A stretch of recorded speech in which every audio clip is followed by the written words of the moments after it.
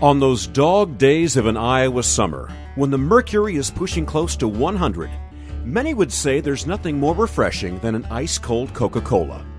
And if you know much about Iowa, then you know that this is Coca-Cola country. The name associated with Coke is Tyler, and Tyler is associated with the Atlantic Bottling Company. Jim Tyler, now chairman of the board of Atlantic Bottling Company, has had a major impact in making the company and Coca-Cola a massively successful enterprise. This business endeavor began all the way back in 1905 with Frank Tyler, Jim's grandfather.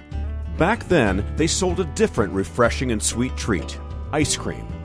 Frank eventually sold the business to his three sons, Henry, Harry, and Royal. They began producing another product, soda, which they called Tyler's Flavors. Business was doing well, so the sons purchased a creamery in Clarinda, Iowa. When cleaning and going through the safe left in the building, they found a franchise contract for Coca-Cola. Many people in Iowa didn't even know what Coca-Cola was. The Tylers decided to add some of this mysterious product to their line of Tyler's Flavors, and soon everyone wanted more of it. This contract became the seed that grew into Atlantic Bottling Company. In some ways, it's opportunity seized. In other ways, it's finding something in the safe. But the main thing about it is building on something through hard work, through strategic planning, and through listening to your family, involving your family, and gracefully passing on to your family. In 1923, the business expanded to bottling companies in several different cities, and in 1929, Harry and Henry Tyler acquired the franchise rights for the city of Atlantic to bottle and distribute Coca-Cola. Little did he know, Jim Tyler was soon to take over this booming company. Jim, son to Harry Tyler, got an early start as an entrepreneur in selling Coca-Cola.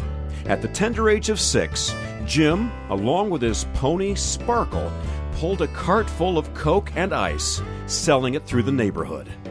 After he graduated high school, Jim served his country and joined the Army Air Corps. He was a P-38 pilot in Italy during World War II from 1943 to 1946. After the service, Jim attended Simpson College and then began working at the Atlantic Bottling Company. He tackled everything from production to route sales. His hard work and perseverance paid off because in 1958, he began managing the company. While Jim was manager, he hired even more local people to work at the company, which boosted the city. So Jim has worked hard to build relationships with his employees. I think the employees of Atlantic Bottling average something like 30 years on the job. He certainly wants to build a relationship with our customers. They do that. I think it's that commitment to building a relationship with customers so that they'll come back again and again. Then in 1975, Atlantic Bottling made one of the best moves for the company by purchasing the Des Moines area Coca-Cola franchise. This dramatically expanded their operations. Certainly the decision to buy the Des Moines area was a big deal, grew the company. If not for that, it's hard to believe the company would be able to sustain itself. Since, Atlantic Bottling has steadily improved their market position, increased employment, and in 1989, a warehouse and sales center for expansion was built in Waukee. Atlantic Bottling Company has been in the state for over 100 years, which alone is a huge achievement. In 2008, Coca-Cola informed them that they had the largest sustained period of perfect production in the history of Coca-Cola in North America. There is even an event every year held in Atlantic, appropriately titled Coca-Cola Days, a mini convention that brings in collectors from all over the world, along with a massive number of collectible items. What it does is it brings a lot of economic activity, not only to Atlantic, but to Southwest Iowa, a part of a state that really needs it.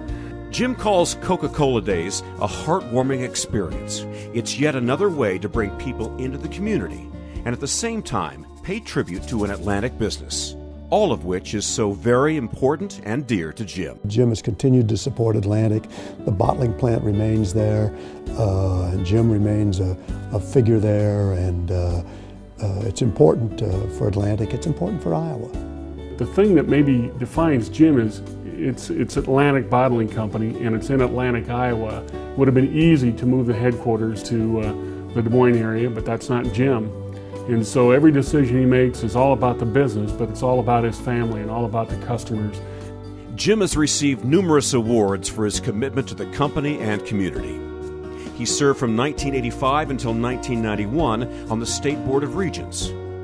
In 2004, he was inducted into the Beverage World Soft Drink Hall of Fame, and in 2011, he was awarded the Alumni Achievement Award from Simpson College.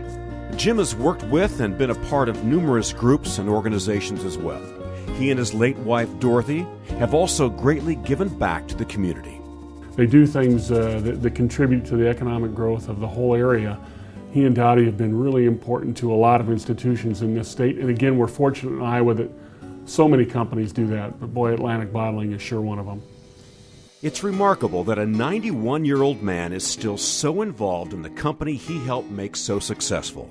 Jim is still making a difference at Atlantic Bottling and has recently played a role in expanding the company into even more cities and surrounding states. When Jim isn't hard at work, he enjoys spending time with his 5 children, 10 grandchildren, and 5 great-grandchildren, with another great-grandchild on the way. Jim's love for his community and family will forever be imprinted with a lasting effect on Atlantic Bottling and the state of Iowa. Congratulations, Jim Tyler, 2015 inductee into the Iowa Business Hall of Fame.